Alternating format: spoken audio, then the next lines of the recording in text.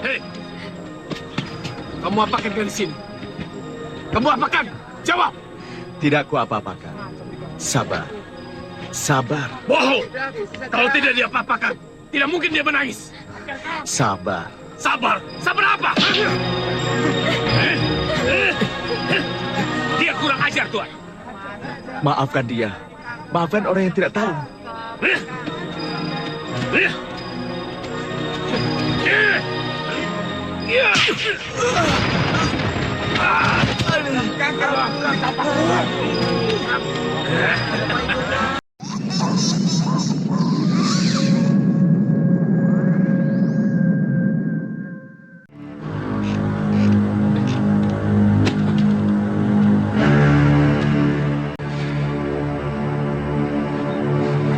Tidak, aku tidak boleh berhenti menyelidiki terus siapa yang menjadi pembunuh para penduduk desa itu.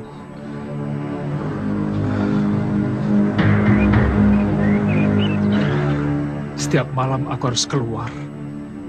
Akan ku cari pembunuh itu. Suatu saat pasti ketemu. Di awal episode ini, kita menuju pada Raden Samba, di mana pada saat itu dirinya sedang memikirkan siapa pembunuh warga desa Pulung. Sebab karena pembunuhan tersebut, maka justru dirinya lah yang menjadi tersangka atau dituduh sebagai pembunuhnya. Ia pun kini menjadi buronan penduduk, padahal sama sekali dirinya tidak melakukan apa-apa, apalagi membunuh orang lain. Kini ia pun harus mengungsi ke dalam hutan sebelah timur desa dan membuat rumah kecil di atas pohon agar dirinya aman dari incaran para penduduk. Putra tunggal Adipati Banjarharja itu pun menguatkan dirinya agar ia tegar menghadapi cobaan hidupnya yang begitu berat. Ia pun berjanji kepada dirinya sendiri untuk menangkap pembunuh warga desa Pulung. Setelah makan, Raden Samba pun kemudian segera pergi menuju ke sungai untuk mengambil air minum di dalam bumbung bambunya.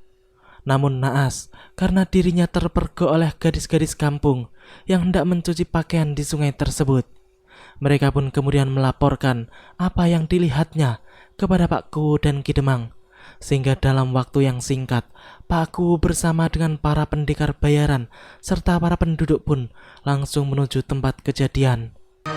Kita paksa siluman itu keluar. Bagaimana caranya? Lempari dengan batu. Semua cari batu! Gempur jeruk itu!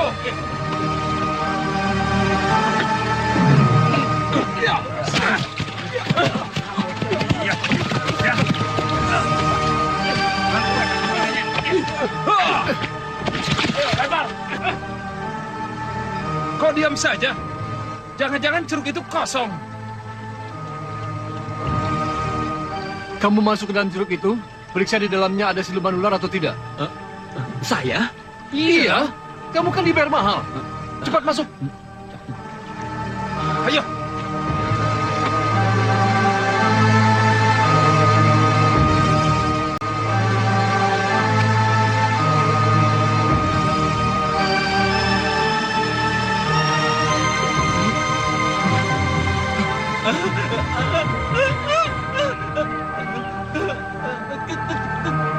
Bagaimana? Ketan. Ketan? Ketan apaan? Bukan ketan, setan. Pendekar bayaran yang sebelumnya sangat sombong itu pun langsung ciut nyalinya setelah melihat siluman ular Raden Samba. Ia pun kemudian melaporkan penglihatannya kepada Ki Demang dengan terbata-bata.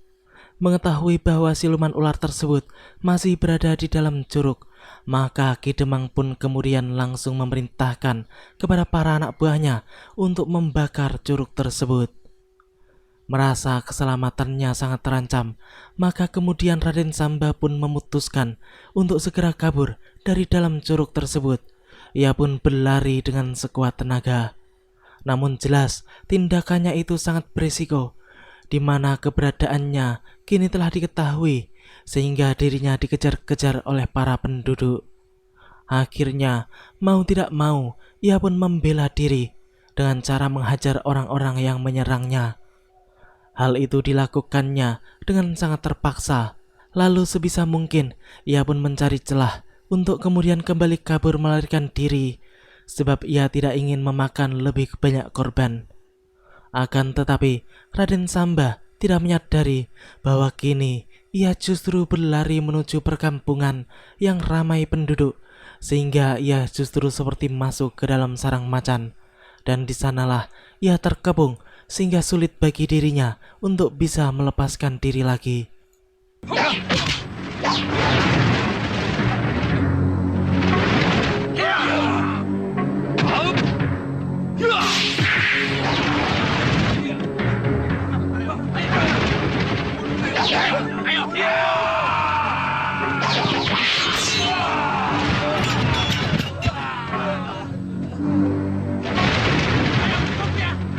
Kita kejar!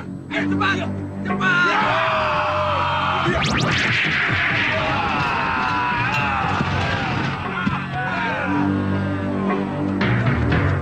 Ayo tangkap! Hei, berhenti! Mundur! Mundur! Bapak siapa? Jumantoro, Kenapa Bapak ikut campur? kalian tidak punya belas kasihan. Satu orang dikorek puluhan orang. Tidak pakai senjata lagi. Dia harus karena dia bukan orang. Bukan orang, Iya, siluman ular. siluman ular. Iya, sudah banyak yang jadi korban. Apa kalian tidak salah lihat? Bapak lihat sendiri, badannya separuh ular, separuh manusia. Aku lihat dia seperti manusia biasa. Seperti kita. Bapak yang salah lihat. Ternyata yang datang menyelamatkan Raden Samba adalah Kiai Ageng Jembar Jumantoro. Ki Demang pun kemudian menjelaskan kalau pemuda yang hendak mereka bunuh itu adalah ular siluman. Sang Kiai pun merasa aneh, sebab yang ia lihat Raden Samba adalah sebagai manusia seutuhnya, sedangkan orang-orang tersebut mengatakan bahwa mereka melihat Raden Samba sebagai siluman ular. Ki Demang pun kemudian mengatakan kepada para bawahannya bahwa kemungkinan Kiai Jembar Jumantoro juga sedang terkena sihir siluman ular, sehingga ia melihat Raden Samba sebagai manusia biasa. Mereka memang tidak tahu, padahal yang sesungguhnya adalah hanya orang biasa atau pendekar yang berkemampuan rendah saja yang melihat Raden Samba sebagai siluman ular. Sedangkan orang yang berkemampuan tinggi seperti Kiai Jumantoro tidak akan terpengaruh oleh sihir Sarpa Kenaka yang kini sedang menyelimuti tubuh Raden Samba. Mereka pun hendak menangkap sang Kiai, namun dengan gerakan yang sangat cepat, sang Kiai pun segera kabur dari tempat itu untuk mencegah timbulnya korban di kalangan para penduduk tersebut. Masya Allah. Untung aku bisa melepaskan diri. Aku takut jatuh korban. Jangan lama-lama, aku tidak sabar untuk segera menggempurnya. Tapi kamu sendiri yang menyuruh kita menangkap Raden Samba. Betul, karena kita perlu Kala Runting dan Naga Runting untuk memperkuat persekutuan kita. Tapi tempat Raden Samba sendiri sampai sekarang kita belum tahu. Sebentar lagi pasti akan kita temukan, percayalah padaku. Mereka mencari Raden Samba. Dan yang satu itu seperti orang asing. Siapa dia?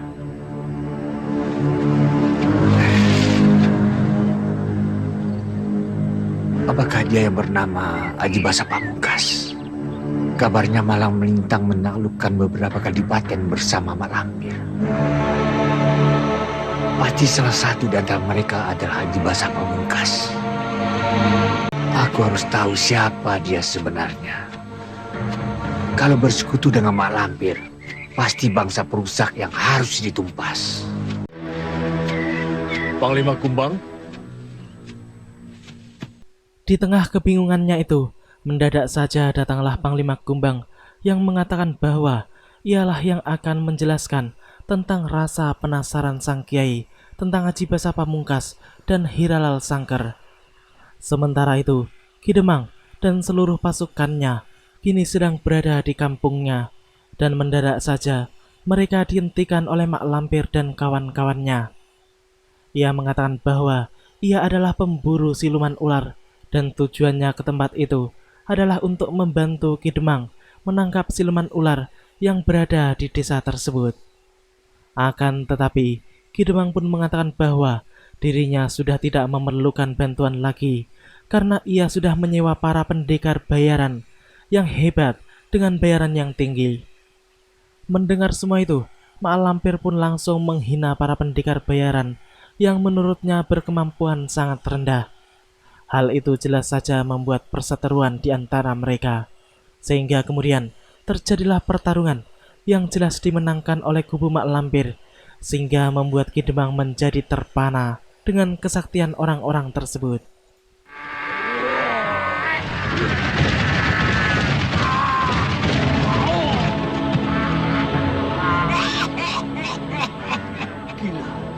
Makhluk itu hebat juga. Ya, ternyata pendekar bayaran cuma ayam sayur.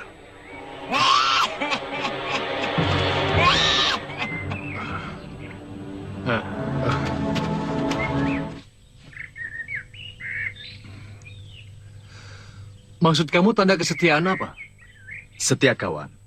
Kalau kalian memerlukan apa-apa, aku akan bantu kalian. Begitu pula sebaliknya. Kami melakukannya dengan sukarela. Karena kami melakukannya atas dasar persahabatan yang tulus. Setuju. Berikan cincin itu pada kami.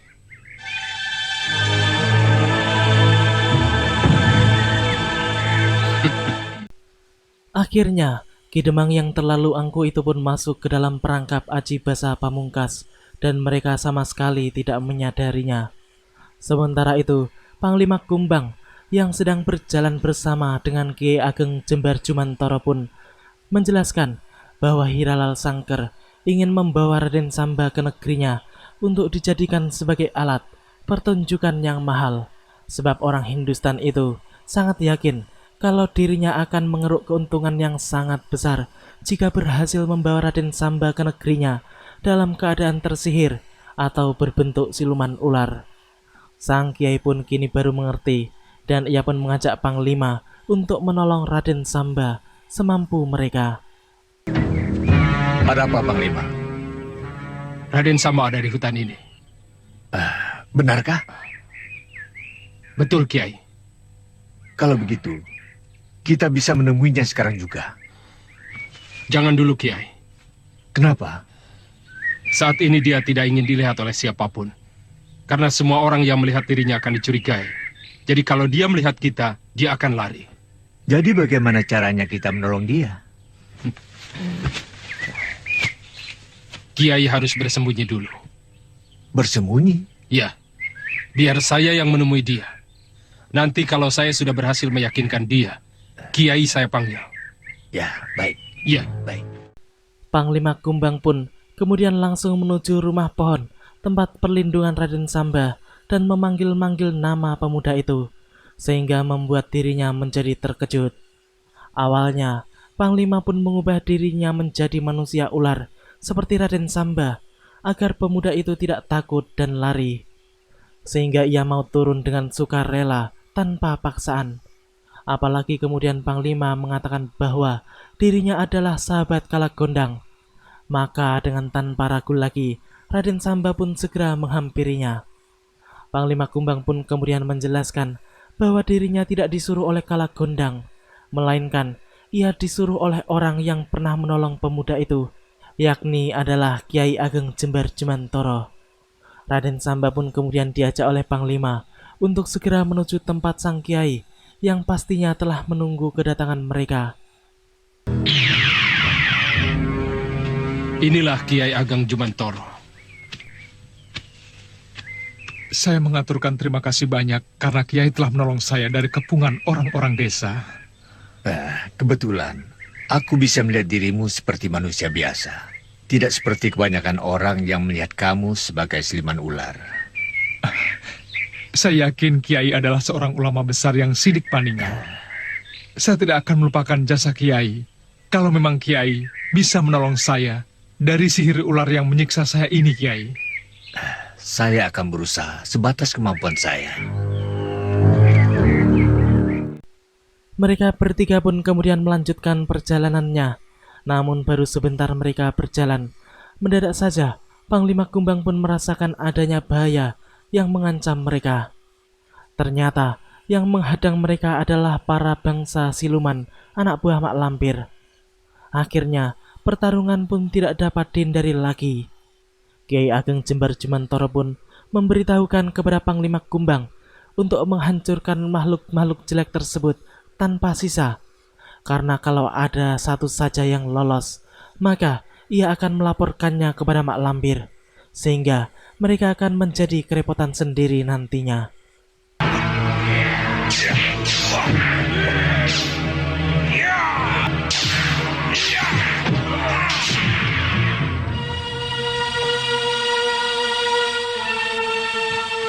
Mak Lampir, mana? Sampai di sini belum ada tanda-tanda bahwa Raden Samba bisa kita temukan.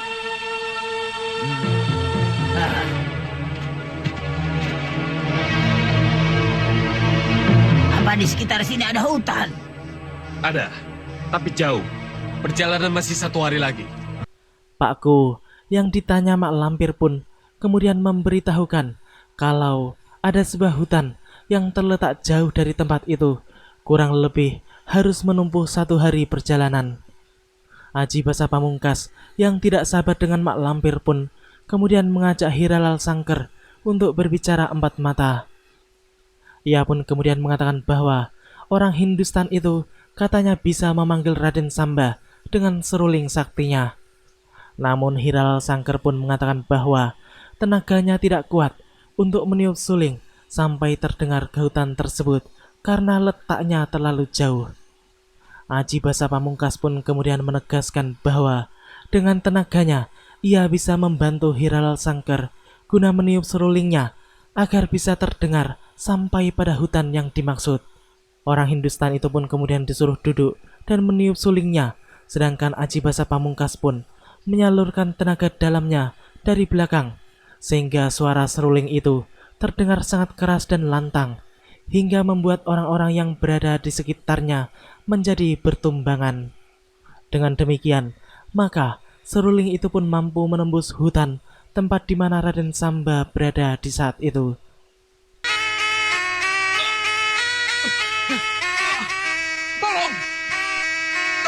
Tolong, saya dipanggil. Raden, baca tahu 3 kali.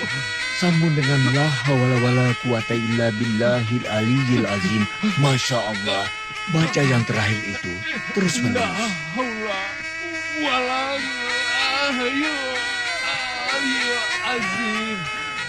Panglima Kumbang, tolong buatkan benteng sapu jagat untuk melindungi Raden Samba. Baik, Kiai.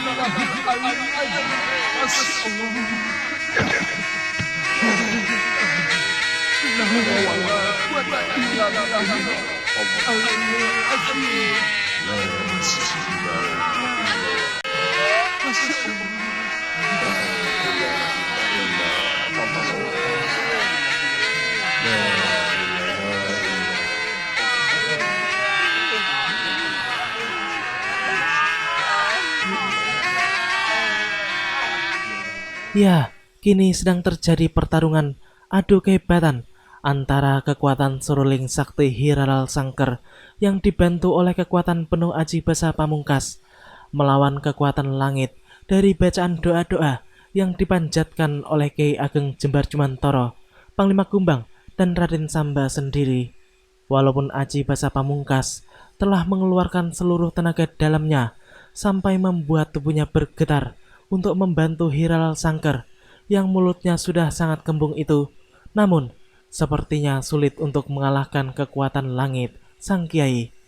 Bahkan kini justru mereka sendiri yang sangat tertekan, seakan tubuhnya hendak meledak menahan kekuatan 3 manusia golongan putih tersebut.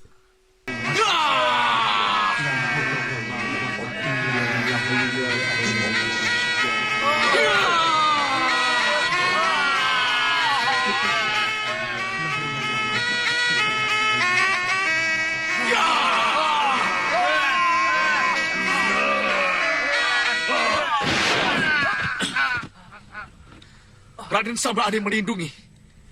Ilmunya tinggi sekali. Iya, aku tidak sanggup meniup suling melawan serangan mereka yang dahsyat. Cepat tinggalkan tempat ini. Baik, Kiai.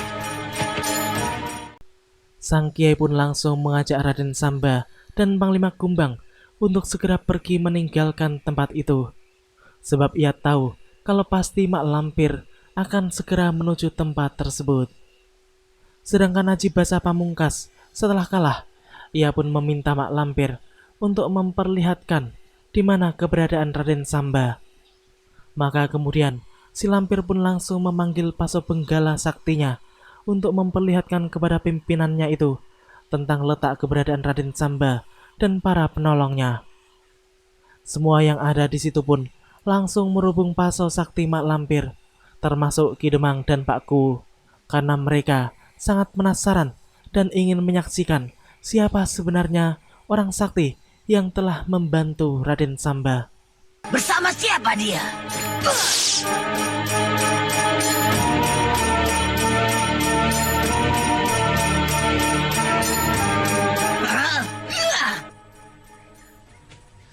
Kenapa? Tantangan. Mereka menantang kita. Siapa yang menantang kita? Orang yang melindungi Raden Samba. Kita terima tantangan mereka. Sangkar, bagaimana dengan kamu? Bukan main luar biasa. Benda seperti ini di Hindustan mahal sekali, he? Aku berani bayar berapapun yang kau minta. Aku tidak menjual pusakaku ini. Kita ditantang. Kau siap? Beres. Tunggu dulu. Tantangan dari mana, he? Orang yang melindungi Raden Samba. Dasar orang Hindustan mata duitan, dalam keadaan tegang seperti itu, ia malah mau menawar Paso Benggala Mak Lampir. Sungguh sebuah kekonyolan yang hakiki. Setelah semuanya menyingkir, ia pun masih hendak mengambil Paso Sakti tersebut secara diam-diam.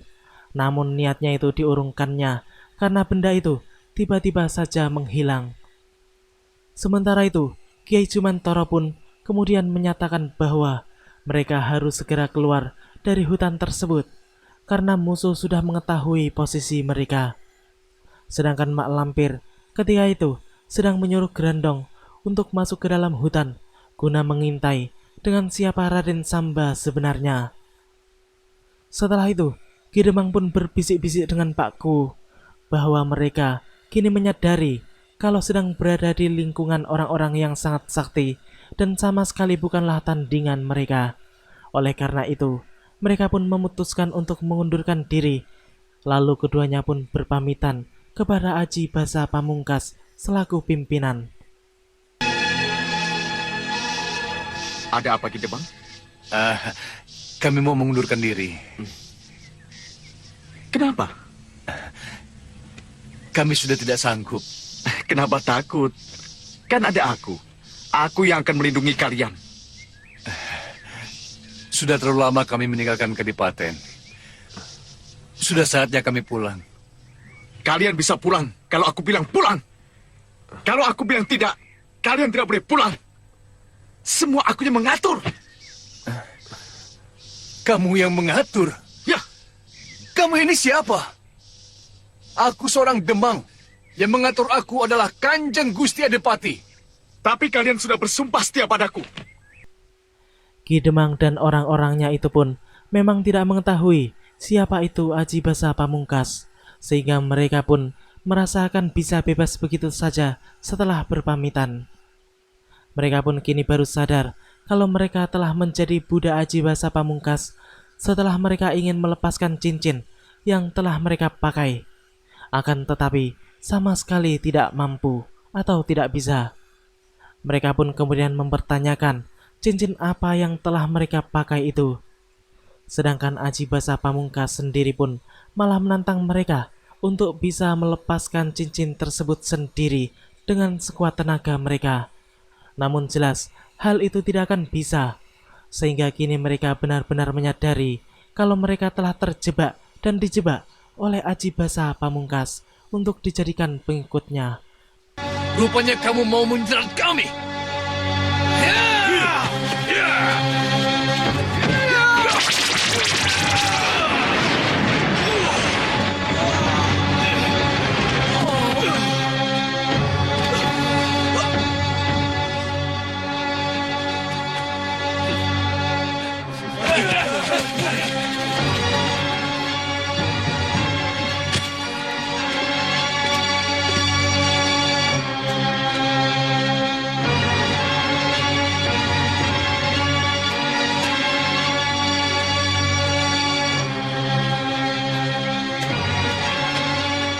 Jangan takut, Raden. Di sini aman.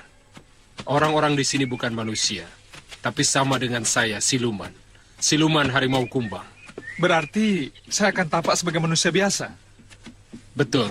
Dalam pandangan orang-orang di sini, Raden tidak sebagai ular, tapi sebagai manusia biasa. Masih jauh rumahmu, Panglima? Sudah dekat, Kiai, di ujung jalan sana. Demikianlah alur cerita di episode kali ini.